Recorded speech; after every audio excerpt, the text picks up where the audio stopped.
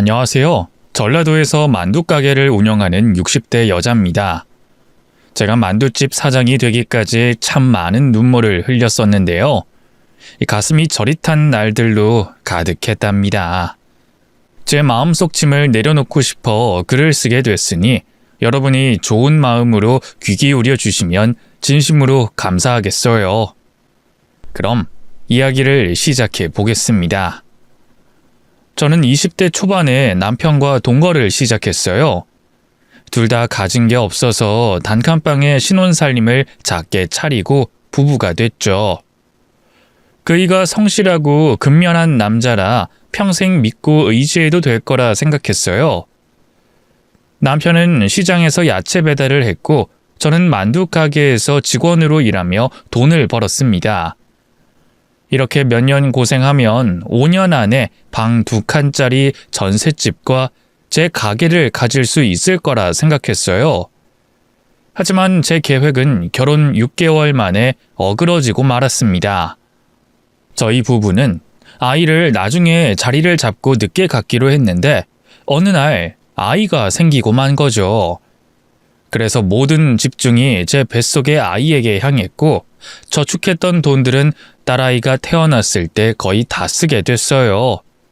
기저귀 값과 분유값, 그 밖에 병원 진료비와 잡다한 것들까지 참 많은 돈이 들었어요. 이렇게 지내다간 딸아이가 클 때까지 오랜 시간을 단칸방에서 살아야 할 것 같았죠. 그래도 새로운 생명이자 자식인 딸아이를 위해 못할 게 없었습니다. 저는 포대기에 딸아이를 업고 만두 가게에서 일했어요. 24시간을 딸과 함께 시간을 보내니 힘든 것도 모르고 하루하루가 재밌었습니다. 그런데 남편은 저와 생각이 달랐는지 많이 지쳐 있었어요. 밑빠진 독에 물을 붓고 사는 기분이라며 아침 저녁으로 한숨을 쉬어댔죠. 그래도 가장이니 잘 이겨낼 거라 믿었는데 그이는 저와 딸을 버리고 떠났습니다. 자기를 찾지 말라는 편지 한 장을 남기고 멀리 떠났죠. 기댈 수 있는 남편이 사라지자 화도 나고 미웠지만 저에겐 그런 사치스러운 감정을 가질 시간이 없었어요. 그이를 다시 설득하려고 백방으로 찾아다니자 곧 어디서 사는지 찾게 됐어요. 그런데 그이는 이미 다른 여자와 동거를 하고 있더군요. 돈 많은 여자였는지 꽤 으리으리한 주택집에서 살고 있었습니다. 그걸 본 저는 눈이 돌아가 바로 멱살부터 잡았습니다. 제 등에 엎여있던 딸아이는 울고불고 난리를 쳤고요. 당신이 어떻게 이럴 수가 있어? 나와 우리 딸을 버리고 다른 여자와 동거를 해? 당신 그러고도 사람이라고 할 수 있어? 이거 너! 구질구질하게 사느니 처자식 버리는 게 100번 낫다고! 앞으로 니들 둘을 먹여 살리려면 눈앞이 캄캄한데 어떻게 계속 한 집에 살겠어? 보나마나 뼈 빠지게 고생만 하다 죽을 팔자 같아서 조용히 떠난 거라고. 당신이 어떻게 그런 말을... 그럼 나와 우리 딸은 당신에게 아무것도 아니었어? 쉽게 버릴 수 있는 존재였냐고? 나도 처음엔 당신과 딸아이를 버리고 온 게 마음에 걸려서 다시 돌아갈까 생각했어. 그런데 새로운 여자 만나고 좋은 집에서 돈 걱정하지 않고 살게 되니까 눈꼽만큼도 생각나지 않더라. 여보, 제발 내 발목 잡을 생각 말고 그냥 둘이 알아서 살아. 나 같은 놈은 잊어버리고 다른 능력 있는 남자 만나라고. 이 개자식, 내 모든 걸 걸고 네 놈을 믿고 결혼했는데 이런 식으로 배신을 해? 너 오늘 가만 안 둬. 네 새 마누라한테 다 말하고 다 엎어버리겠어. 저는 난리를 치며 남편의 상간녀를 목소리 높여 불렀습니다. 이윽고 고급스러운 옷을 입고 그녀가 나왔답니다. 제가 눈을 치켜뜨고 처자식을 버린 나쁜 놈이라고 남편을 가리켰는데 상간녀는 아무렇지 않게 대답하더군요. 당신이 내 남편의 전처고 등에 업은 애가 딸이라고? 그런데 어쩌라고? 당신은 이 남자랑 혼인신고도 안 했잖아. 그냥 천년의 사생아 따위에 내가 흔들릴 거라 생각했어? 이봐 아줌마, 나도 이혼 2번이나 했어. 이제야 겨우 마음 맞는 남자 만났는데 당신 모녀 때문에 깰 순 없다고. 그러니까 조용히 꺼져. 아, 내가 돈 몇 푼 쥐어줄 테니까 잠깐 기다려봐. 그이는 자기와 똑같은 여자와 살고 있더군요. 어떻게 버려진 저와 딸아이를 두고 그런 막말을 하는지 제 상식으로는 이해도 되지 않고 납득이 가지 않았습니다. 그래서 전 두 년놈의 집안으로 뛰어들어가 뒤집어 엎어버렸습니다. 주방 도구를 집어던지고 침대에 있던 이불을 가위로 갈기갈기 찢어놓기도 했답니다. 그러자 상간녀는 인상을 쓰며 아줌마, 다 했어? 그럼 그만 나가봐. 설마 내 머리채 잡거나 따귀 날리는 짓은 하지 않을 거지? 그럼 이 돈 봉투 받고 조용히 꺼져. 하고 말하더군요.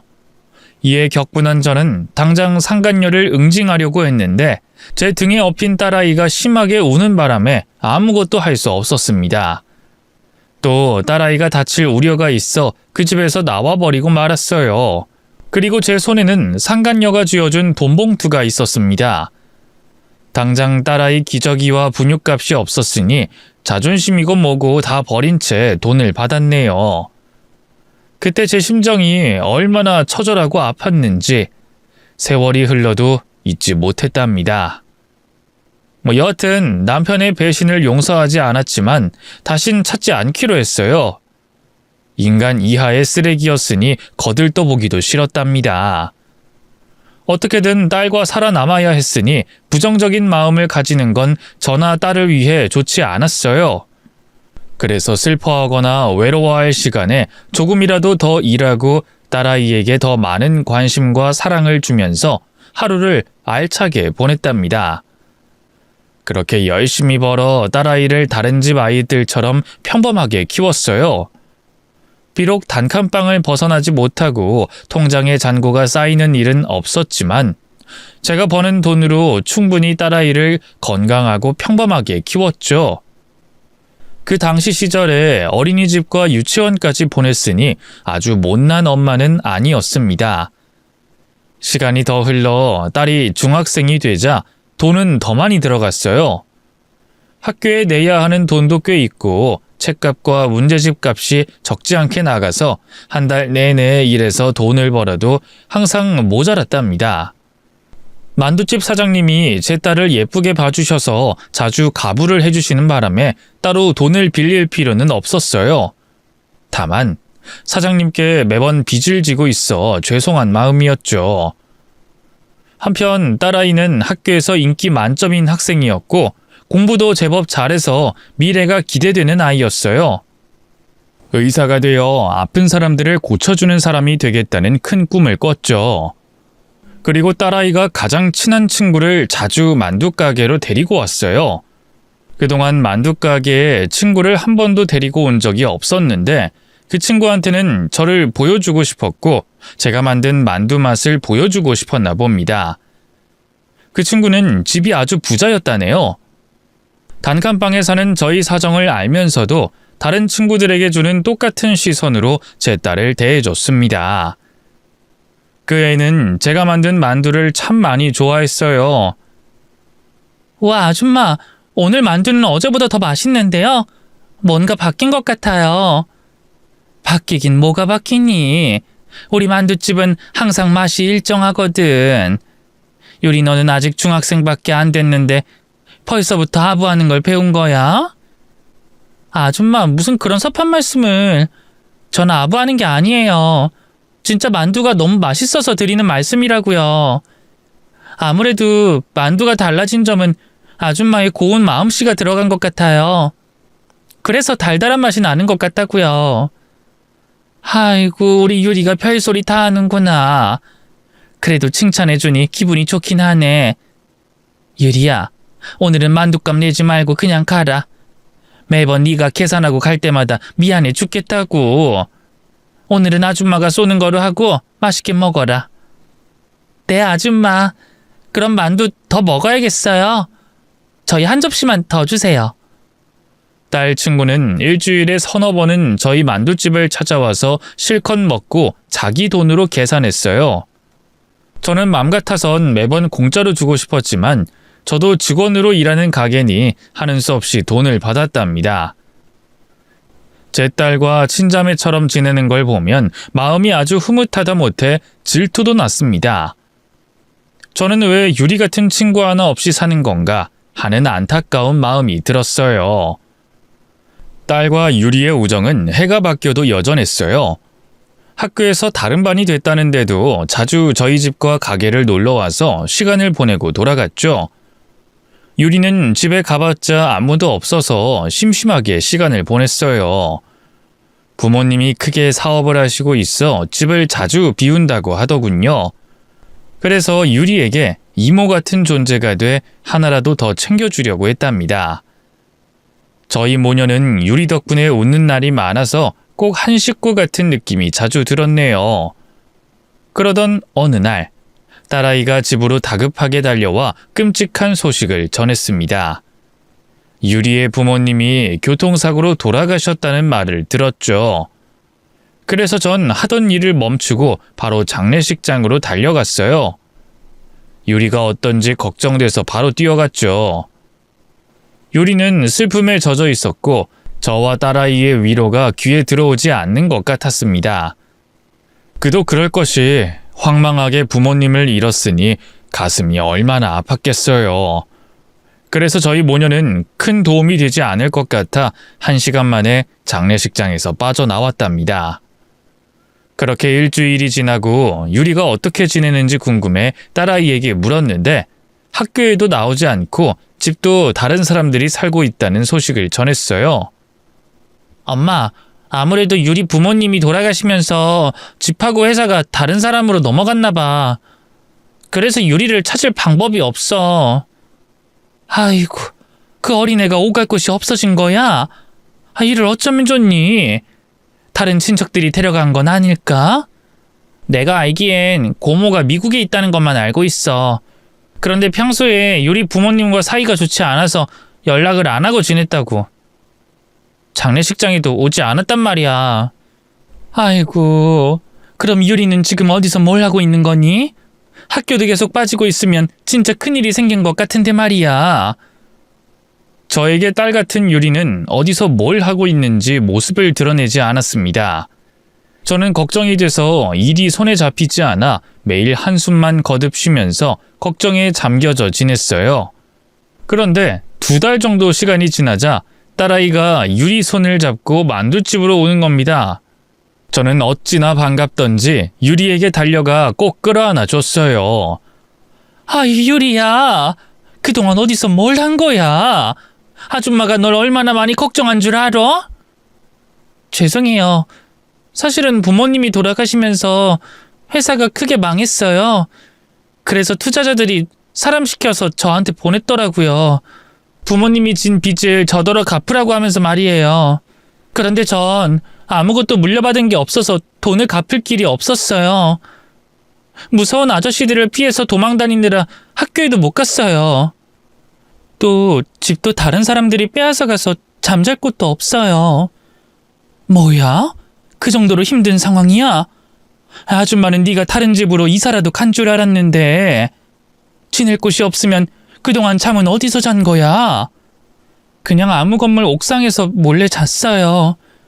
뭘 어떻게 할지 몰라 숨으면서 지냈어요. 그 말을 듣고 유리 얼굴을 다시 봤더니 피죽도 못 먹은 아이처럼 얼굴이 상접했더라고요. 이제 자초지종을 알았으니 먼저 유리의 배를 채워주려고 만두 한 접시를 가져다 줬어요. 오랜만에 먹어서 더 맛있다며 만두를 3접시나 먹었답니다. 부잣집 딸에서 하루아침에 불쌍한 노숙소녀가 된 걸 보니 가슴이 많이 아팠습니다. 제가 해줄 수 있는 건 따뜻한 만두를 주는 것밖에 없어서 너무 미안했어요. 대신 빚을 갚아주고 싶은 마음이 굴뚝 같았는데 방법이 없었죠. 그렇게 유리가 맛있게 만두를 먹고 있었는데 불청객이 들이닥쳤습니다. 유리 부모님의 투자자들이 고용한 어깨들이었죠. 만두 가게로 들어와 난장판을 만들고 유리에게 돈을 내놓으라고 협박하더군요. 야, 이 기집애야, 네 애미애비가 공짜준 돈 어디다 숨겼어? 다 알고 있으니까 당장 내놔. 우리가 숨 쉬고 있는 동안 넌 절대 빠져나가지 못해. 그러니까 돈을 내놓든 술집에 팔려가든 정하란 말이야. 유리는 공포에 떨어 눈물을 흘렸고 민지는 그런 유리를 감싸 안고 있었습니다. 그래서 조폭들을 제가 쫓아내려고 기운을 냈어요. 주방에 있던 후라이팬 2개를 양손으로 잡고 나와 조폭들에게 마구마구 휘둘렀습니다. 이 처죽일 놈들아, 저리 꺼지지 못해? 부모 잃고 가진 거 한 푼 없는 아이한테 이게 무슨 짓들이야? 니들은 이 아이가 불쌍하고 가엾지도 않냐? 이 지옥불에 튀겨 죽일 것들, 썩 꺼지지 못해?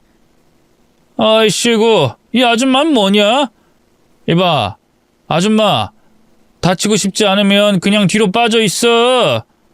그렇게 못해. 내가 이 아이 보호자야. 오늘부터 내가 보호할 딸이라고. 그래? 그럼 아줌마가 대신 빚 갚아주면 되겠네.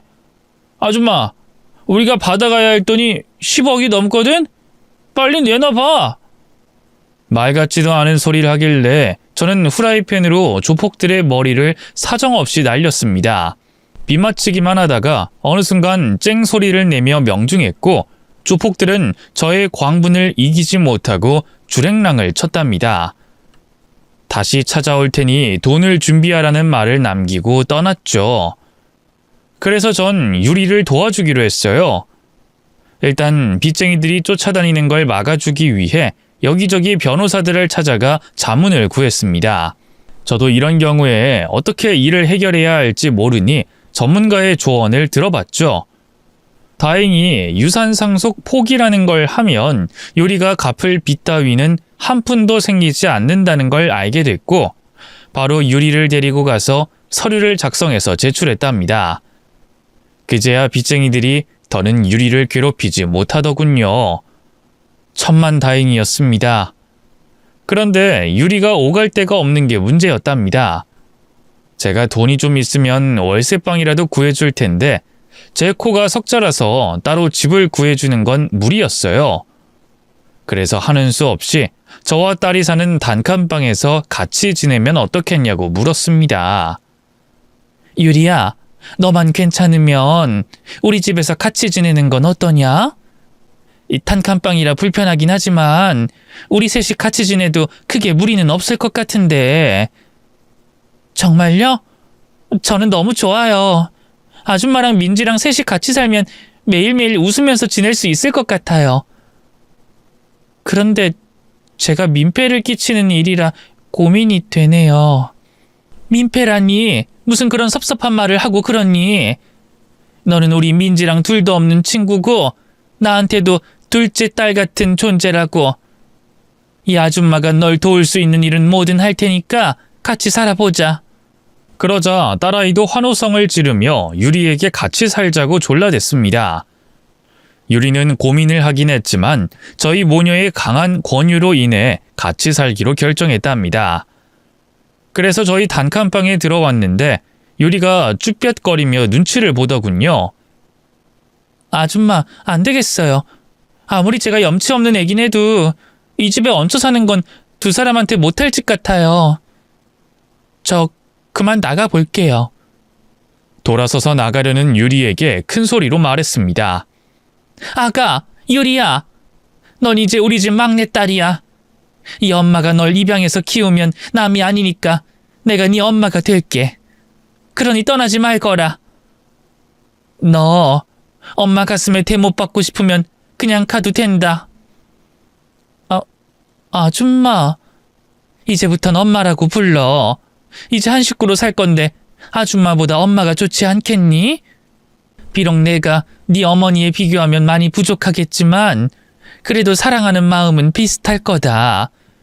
그러니까 엄마 딸 해줘. 제가 엄마가 되겠다며 큰 소리로 말했더니 유리가 제 품에 달려와 안겼습니다. 그리고 자기 엄마보다 제가 더 엄마 같다는 대답을 했답니다. 아줌마, 아니 엄마. 엄마는 늘 저한테 친엄마 이상으로 좋은 분이셨어요. 제가 부족하지만 엄마 딸 한번 해볼게요. 민지만큼은 아니지만 좋은 딸이 돼볼게요. 넌 부족한 거 없어. 존재만으로도 감사하다고. 그렇게 저에게 딸 한 명이 더 생겼답니다. 저는 두 딸을 잘 키우고 싶어 전보다 더 열심히 일했어요. 물론 버는 돈이 적긴 했지만 티끌 모아 태산이 되리라 믿고 아이들의 미래를 위해 조금씩 저축했죠. 꼭 두 딸 모두를 대학까지 보내고 남부럽지 않게 사는 걸 보겠노라 다짐했답니다. 유리는 다시 학교 생활에 충실했고 학교 후에는 저희 집으로 돌아왔네요. 웃음이 끊이지 않는 가정에서 1년의 시간을 보냈는데 꽤 살만했습니다. 제가 모자란 사람이라 아이들에게 많은 걸 해주진 못했지만 배는 골지 않게 실컷 먹여줬네요. 유리는 저에게 엄마라고 부르는 게 아주 자연스러워졌고 저 또한 딸이라고 부르는 게 익숙해져서 기분이 참 좋았습니다. 그런데 저희 세 식구의 삶은 1년의 시간이 지나자 깨질 위기가 찾아왔답니다. 미국에 살고 있다는 유리의 고모가 제가 일하는 만둣집을 어떻게 알고 찾아왔더군요. 유리 고모가 자신이 누군지 말하자 덜컥 겁이 났습니다. 저에게서 유리를 데려갈 분위기였거든요. 아주머니, 우리 유리 1년 넘게 키워주셨다면서요? 그동안 고생 많으셨어요. 그런데 그만 유리 저한테 보내주세요. 아, 유리 고모님이시군요. 그런데 우리 유리는 아무 문제 없이 잘 지내고 있습니다. 이제 적응해서 밝아졌다고요. 이 아줌마가 말귀를 못 알아들으시네? 이봐요. 우리 집안이 어떤 집안인 줄 아세요? 이런 시장통에는 발도 붙이지 않고 사는 고귀한 집안이라고요. 우리 유리가 이런 시공창에 계속 살게 할 수 없으니까 제가 데려가겠습니다. 시공창이라뇨? 우리가 사는 집이 유리의 전 집에 비하면 초라하긴 하지만 사람 사는데 아무 지장 없다고요. 게다가 제가 잘 먹이고 키우고 있어서 건강하다고요. 이봐요 아줌마. 이런 서민 음식이나 먹이면서 큰소리 치시는 거예요? 게다가 피 한 방울 섞이지 않은 아줌마가 왜 우리 유리를 키웁니까? 잔소리 말고 유린 저희가 데려갈 거예요.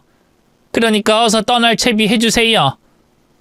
유리 고모는 제가 사는 삶을 가볍게 무시하고 짓밟는 소리를 하더군요. 그런데 그 말에 반박을 하지 못했습니다. 유리는 부잣집 딸이었고 앞으로도 그렇게 살 수 있는 아이라 제가 괜히 앞길을 막는 것 같았거든요. 그래서 유리 고모의 말대로 유리를 미국으로 보내주기로 했답니다. 이에 유리는 가지 않겠다고 고집을 부렸지만 고모가 정신 차리라고 쓴소리를 하고 미래 이야기를 실컷 떠들어대며 억지로 끌고 나가려고 했어요. 그러자 유리는 고민에 잠겼고 곧 마음의 결정을 했는지 고모한테 잠깐 기다려달라며 저와 민지에게 작별 인사를 고했습니다. 엄마, 죄송해요. 저 아무래도 떠나야겠어요. 부자로 살고 싶어서가 아니라 엄마랑 민지한테 폐를 그만 끼치는 게 좋을 것 같아요. 그래, 잘 생각했어, 유리야. 마음 강하게 먹고 미국에서 잘 살거라. 넓은 세상에서 많이 배우도록 해. 꼭 성공해서 다시 돌아오렴. 엄마의 은혜는 절대 잊지 못할 거예요. 민지야, 나한테 너는 분신 같은 존재인 거 알지? 나 꼭 돌아올게. 그러니까 나 잊으면 안 돼? 그러자 딸아이가 눈물 콧물을 쏟으며 유리에게 작별 인사를 했어요. 당연하지. 넌 내 친구이자 자매잖아. 미국에서 꼭 성공해서 다시 한국으로 와. 우리 그땐 진짜 자매가 돼서 오래오래 함께하자. 엄마, 민지야, 그동안 고마웠어요. 저 그만 가볼게요.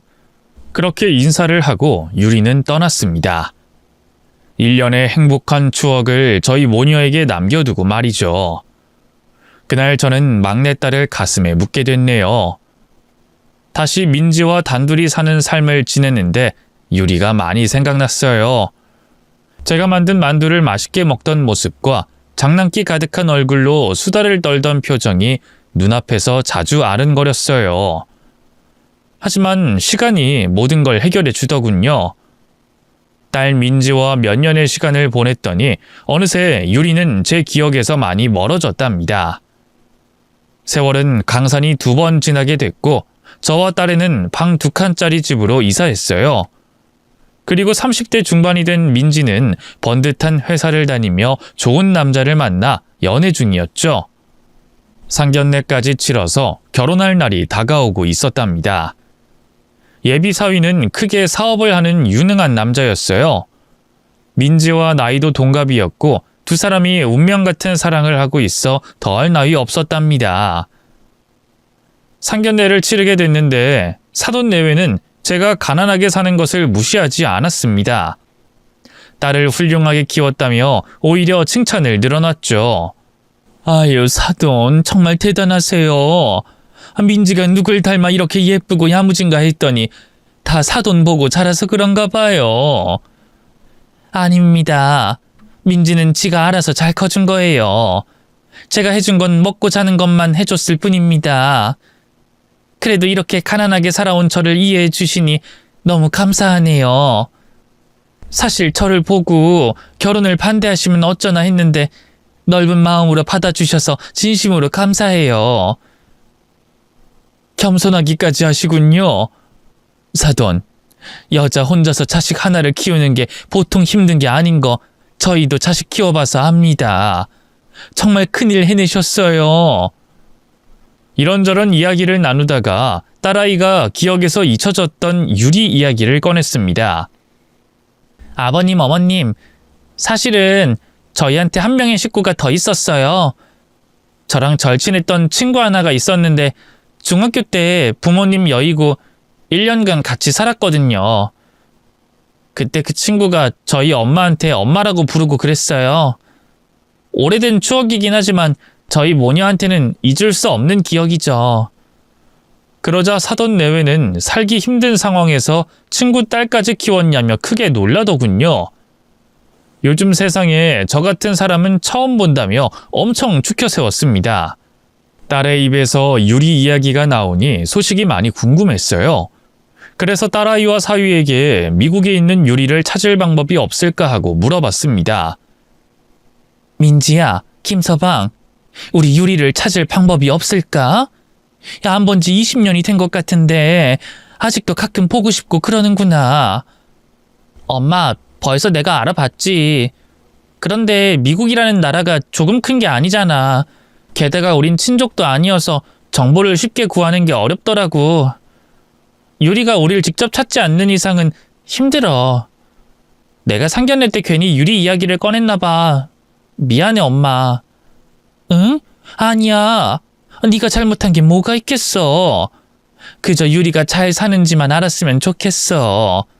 아프지 않고 건강하게 있다는 소식만 들으면 찾지 않아도 상관없다고. 부모 여의고 고모 집에 들어가 눈칫밥 먹으며 살았을 텐데 지금은 어떻게 지낼까? 잘 지내겠지. 그리고 언젠가 우리 찾아올 거라 믿어. 엄마가 나보다 유리한테 훨씬 잘해줬잖아. 아, 그렇다고 질투하고 시샘하는 건 아니야.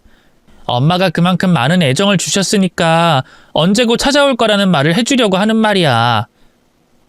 내가 잘해주긴 뭘 잘해주니? 고작 잠잘 곳을 주고 만두로 배나 채워줬지. 그때 내 형편이 좋았더라면 좋은 옷도 사주고 좋은 데도 데려가고 그랬을 텐데. 아휴, 많이 그립네. 딸아이가 여러 방법으로 유리를 찾아봤지만 계속 허탕이었답니다. 이름을 미국 이름으로 바꿨는지 이민간 기록도 찾을 수 없었고 교포 카페에 유리의 중학교 시절 사진을 올리고 사람을 찾는다고 해도 아무런 연락을 받지 못했다네요. 그래서 그런 유리가 어딘가에서 잘 살고 있겠지 하고 마음을 비웠답니다. 결혼 날짜가 잡히고 신혼집에 혼수를 채우자 딸아이가 결혼하는 게 실감됐어요. 그리고 한심하게 떠난 유리를 생각하는 건 바람직하지 않은 것 같아 온 신경을 민지에게 기울였죠. 한 번뿐인 결혼식에 제 모든 걸 쏟아부을 계획이었답니다. 혼수뿐만 아니라 사돈집에 제대로 된 예단을 보내기도 했고 결혼식 날 돌릴 떡도 최고급으로 맞췄어요. 또 결혼식 사회에는 유명 개그맨을 섭외했답니다.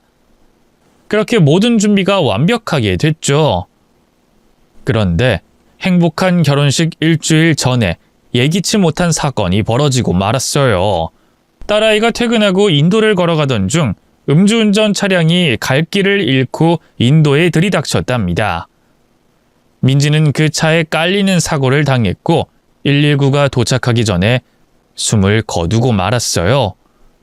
이 모든 게 꿈일 거라 믿었는데 영안실에 누워있는 딸을 내려다보고 현실이라는 걸 깨달았습니다.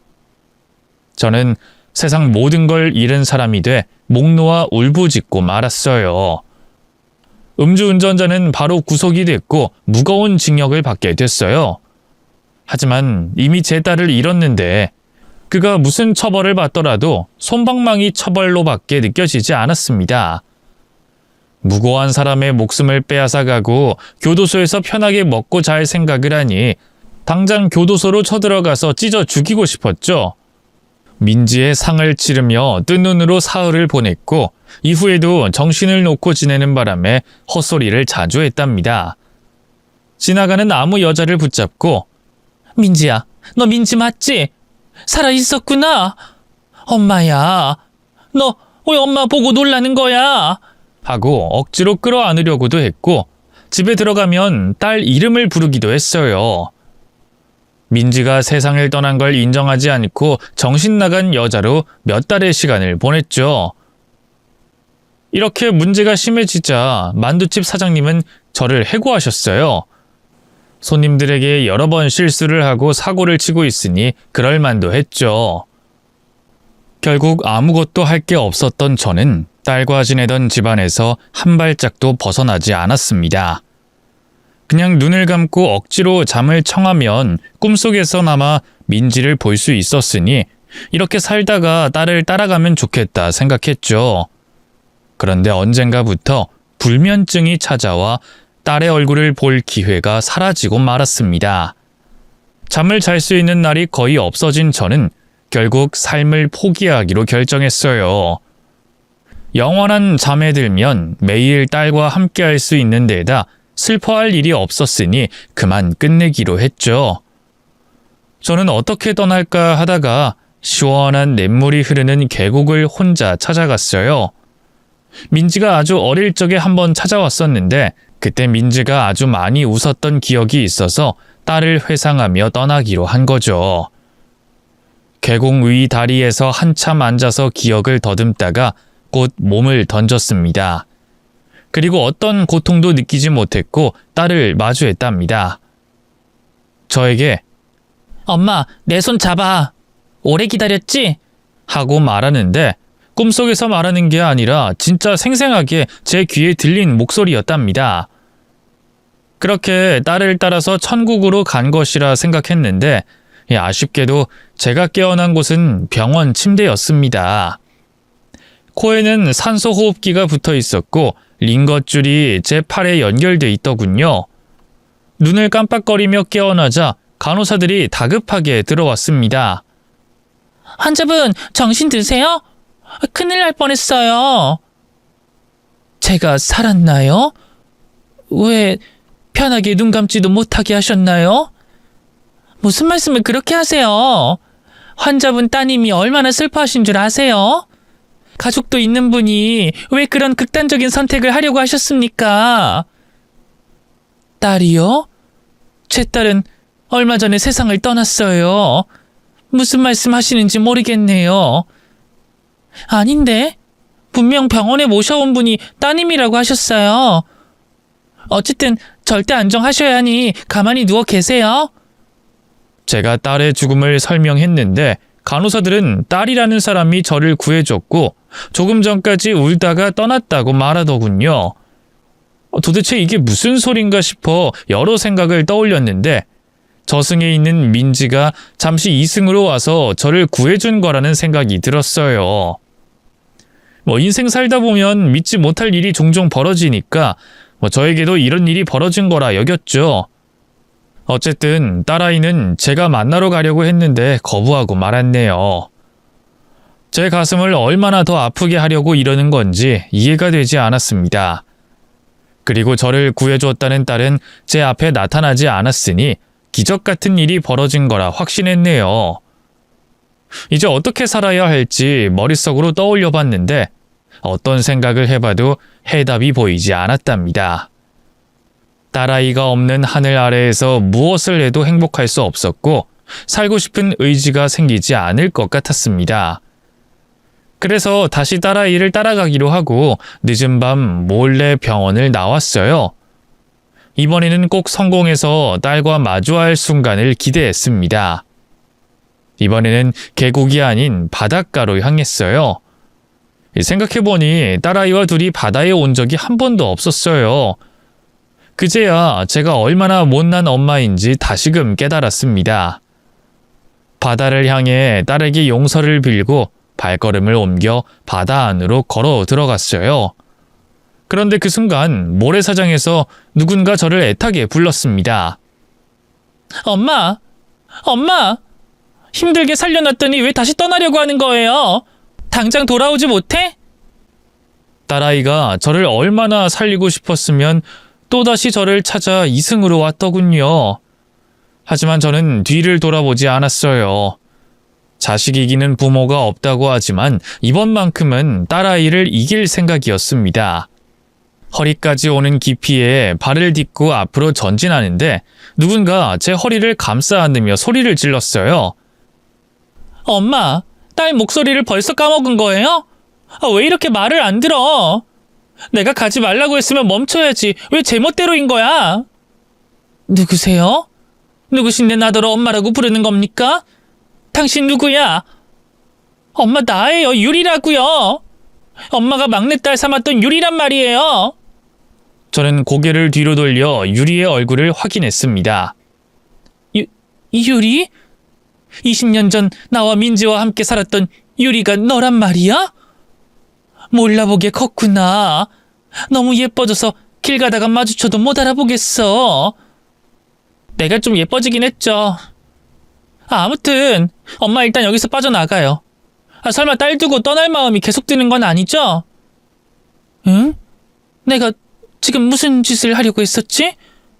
우리 딸이 눈앞에 있는데 뭐 하고 있는지 모르겠다. 얼른 나가자, 유리야. 그동안 잊고 있었던 막내딸의 얼굴을 보니 바로 살고 싶은 생각이 간절해지더군요. 저는 딸아이에게 의지한 채 바다에서 빠져나왔습니다. 모래사장에 나란히 누워 숨을 몰아쉬며 하늘을 올려다봤는데 푸르른 하늘과 깨끗한 구름이 꼭 민지가 올려다 준 선물 같더군요. 그리고 제 옆에 있는 유리 역시 민지가 보내준 큰 선물 같았습니다. 이윽고 진정이 되고 이성을 찾은 저는 고개를 유리 쪽으로 돌려 어떻게 된 일이냐고 물었답니다. 유리야, 어떻게 된 거야? 너 언제 한국에 온 거니? 연락이 끊겨서 미국에서 완전히 자리 잡고 사는 줄 알았다고. 엄마도 참, 내가 다시 돌아온다고 약속했는데 그 말 믿지 않은 거예요? 물론 많이 늦긴 했지만 제가 한국에 다시 오려고 얼마나 열심히 공부했는지 아세요? 엄마, 나 이제 돈 많은 부자 됐어요. 죽어라 공부해서 사업해가지고 크게 성공했다고요. 너희 고모가 뒷바라지를 제대로 해주셨니? 그럼 그분들 곁에 남아야지 왜 돌아온 거야? 아니요. 고모는 날 미국에 데려가고 한 달 정도 같이 살다가 버리셨어요. 저더러 알아서 독립해서 살라고 쫓아내셨어요. 그래서 고생을 참 많이 했어요. 그럼 진작에 돌아오지 그랬어. 내가 널 얼마나 많이 그리워했는 줄 아니? 유리는 성공하기 전까지 돌아오지 않겠다고 다짐한 터라 쉽게 돌아오지 못했답니다. 그래서 어렵게 공부해서 대학에 갔고 미국의 명문대를 나와 회사 생활을 했다네요. 그러다 자금이 모여 사업을 하게 됐고 10년 넘게 회사를 키워 남부럽지 않은 부자가 됐다고 말했답니다. 그리고 미국의 일을 모두 정리하고 몇 달 전 한국에 넘어왔는데 제 딸이 세상을 떠난 사실을 알게 됐고 저를 찾으려고 했대요. 하지만 제정신이 아니었던 제가 이리저리 떠돌고 있어서 심부름센터 직원을 고용해 저를 찾는 데 혈안이 됐답니다. 행여나 안 좋은 생각을 하고 극단적인 선택을 할까봐 노심초사하며 찾아다녔더군요. 그러다 제가 계곡으로 향한 걸 알게 된 심부름센터 직원이 소식을 알려 유리가 한달음에 달려왔답니다. 그리고 물에 빠진 저를 구해준 게 유리라고 했어요. 그때 딸아이의 얼굴을 봤던 기억이 있었는데 유리를 보고 그렇게 느낀 거더라고요. 유리가 저를 병원에 옮겨 살려놓고는 저를 위해 무언가를 하고 있었다고 했답니다.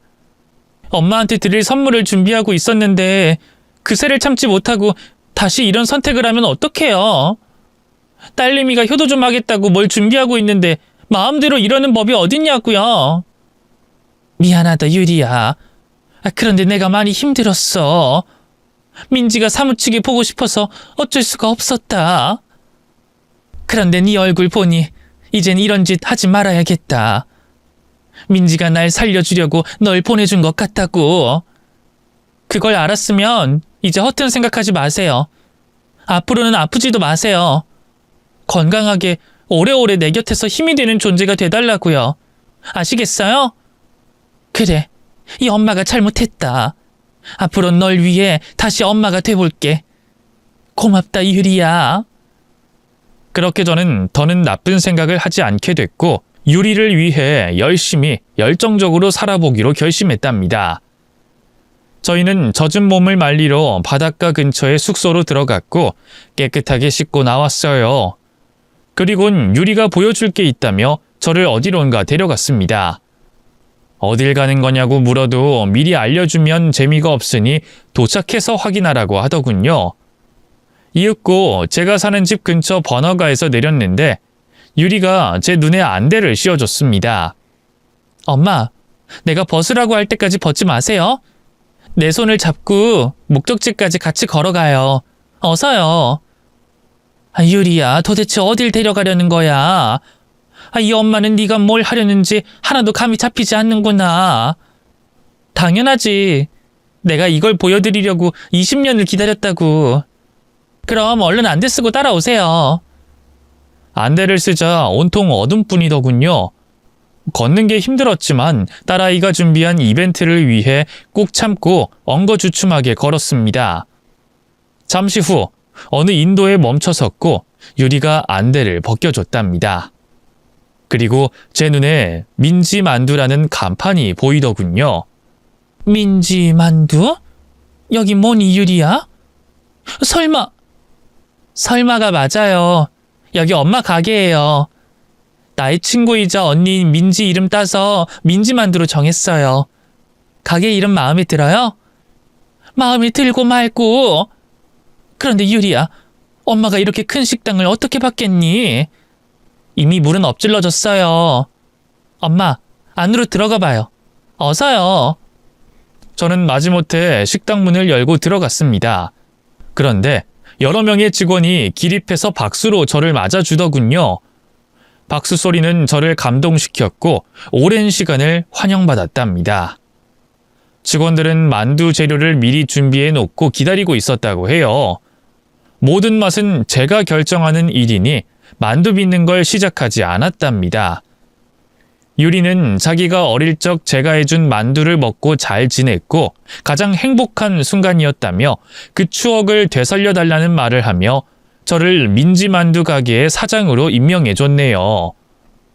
조금 전까지 딸 민지를 따라가겠다고 굳게 마음먹었던 저는 살고 싶은 의지가 강하게 타올랐습니다. 직원들에게 환영받으며 식당에 들어선 저는 거면적은 미소를 지으며 제 소개를 했어요. 다들 환영해 주셔서 감사합니다. 저는 만두가게에서 수십 년 동안 직원으로 일해왔어요. 제가 할 줄 아는 게 만두 하나뿐인데 이렇게 큰 꿈을 유리가 이뤄줬네요. 여러분들이 잘 따라와 주시리라 믿고 일을 시작해 보도록 하겠습니다. 그러자 다시 한번 박수갈채가 쏟아졌어요. 그리고 잠시 후 앞치마를 두르고 제가 만들던 만두를 다시 빚기 시작했습니다. 직원들은 제가 하는 걸 따라 해봤지만 맘처럼 잘 되지 않았는지 손을 놔버리더군요. 그래서 하나부터 가르쳐주며 제 만두 기술을 전수해줬습니다. 사실 특별한 레시피가 있는 게 아니어서 가르칠 게 많진 않았어요. 이틀 동안 장사 준비를 위해 여러 번 연습을 하고 만두를 빚어냈습니다. 그리고 곧 마음에 확신이 서자 장사를 시작했답니다. 다행히 번화가인데다 만두를 싫어하는 사람이 거의 없어서 식당의 사람들은 바글바글했어요. 찐만두와 군만두, 또 새롭게 개발한 만둣국을 선보였습니다. 손님들은 날이 갈수록 늘어갔고 1년이 지났을 때는 분점을 3곳이나 오픈했답니다. 이 모든 게 유리가 아니었으면 불가능했을 거예요. 삶의 의지를 잃고 포기하고 싶었던 저에게 돌아와 다시 행복을 되찾게 해줬으니까요. 유리는 한국에 돌아와서도 크게 사업을 시작했어요. 식품 사업과 유통 사업을 겸하는 업체를 운영했는데 똑똑하고 현명한 아이라 크게 성공시켰답니다. 한편 36년 전에 저를 버렸던 전 남편 소식을 우연히 듣게 됐는데 저와 민지를 버리고 얼마 지나지 않아 길바닥에서 객사했다고 하더군요. 상간녀와 살다가 많이 싸웠는지 금세 파경을 맞고 노숙자 신세가 됐답니다. 구걸하며 돈을 벌어 술만 처먹고 살다가 추운 겨울에 길바닥에서 세상을 떠났다고 하네요. 상간녀도 얼마 안 있다 사고로 숨졌다고 하고요. 이 소식을 이제야 들었다는 게 무척 아쉬웠습니다. 진작 들었더라면 축하 파티라도 했을 테니 말이죠. 이래서 사람은 죄 짓고 살면 안 된다고 하나 봅니다. 여하튼 이렇게 딸을 잃고 또 다른 딸을 되찾으며 제 인생은 갈 길을 찾아 행복하게 지내고 있었는데 얼마 뒤에는 더 놀라운 일이 생겼습니다. 딸 유리가 결혼할 남자를 저에게 데려왔어요. 그도 미국에서 살던 교포였는데 유리와 함께 한국으로 넘어왔답니다. 엄마가 있는 한국에서 살고 싶다 고집부려서 사랑하는 남자를 데려왔다네요. 그래서 얼마 뒤 상견례를 하게 됐고 딸아이의 결혼식에 참석했는데 제 자리는 혼주석이었습니다. 정말이지 믿기지 않는 순간이었네요. 신부가 입장했을 땐 아름다운 유리는 눈이 부셨고 사위도 백마탄 왕자님처럼 무척이나 멋있었습니다. 그리고 결혼식을 올린 딸아이는 신혼집에서 저와 함께 살자고 부탁하더군요. 저는 그럴 수 없다고 연신 거절했는데 유리 꿈이 저와 함께 사는 거라며 강하게 고집을 부려서 결국 받아들이기로 했답니다. 피 한 방울 섞이지 않은 데다 겨우 1년의 세월을 함께 살았는데 저를 깊이 사랑해주는 마음이 이루 말할 수 없을 만큼 감사했습니다. 그래서 지금은 딸과 사위와 함께 지내며 만둣집을 운영하면서 잘 지내고 있어요. 아참, 저에게 손녀딸이 생겼는데 이름을 제 딸 이름인 민지로 지었어요. 유리가 그렇게 지어줘서 얼마나 고마운지 모릅니다. 그래서 전 민지의 엄마이자 민지의 할머니고 민지 만두를 운영하는 사장님이 됐네요. 저에게 없어서는 안 될 딸 유리에게 진심으로 고맙고 사랑한다는 말을 꼭 하고 사연을 마치고 싶습니다. 우리 딸 유리야, 엄마가 많은 빚을 졌다. 고맙고 사랑하고 죽는 그날까지 너의 엄마로 살아갈게. 제 사연 들어주신 모든 분들의 가정에 행복이 가득하시길 기도합니다. 감사합니다.